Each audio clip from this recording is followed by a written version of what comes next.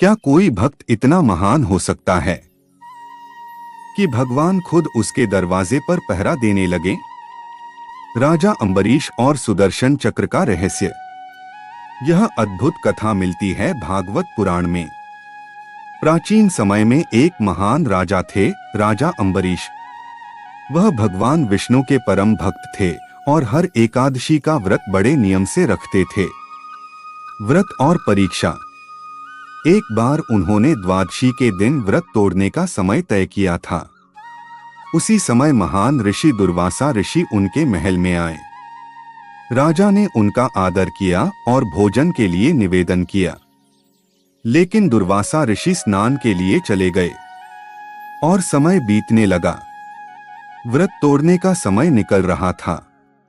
ऋषि लौट नहीं रहे थे। धर्म संकट में पड़े अंबरीश ने केवल जल पीकर व्रत तोड़ लिया, नियम बचाने के लिए। ऋषि का क्रोध और चमत्कार। जब दुर्वासा ऋषि लौटे तो उन्हें बहुत क्रोध आया। तुमने मेरा अपमान किया। उन्होंने क्रोध में एक भयंकर राक्षस उत्पन्न कर दिया जो राजा को मारने दौड़ा। लेकिन तभी भगवान विष्णु का सुदर्शन चक्र प्रकट हुआ। उसने उस राक्षस को तुरंत भस्म कर दिया और फिर वह चक्र दुर्वासा ऋषि के पीछे पड़ गया। देवताओं तक भागे ऋषि। दुर्वासा ऋषि डरकर भागे।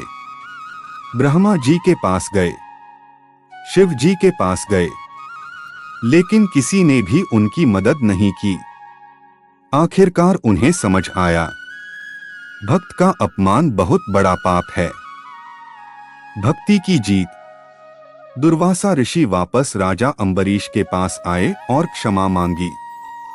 जैसे ही अंबरीश ने उन्हें क्षमा किया, सुदर्शन चक्र शांत हो गया। रहस्य और शिक्षा। सच्चे भक्त की रक्षा भगवान स्वयं करते हैं।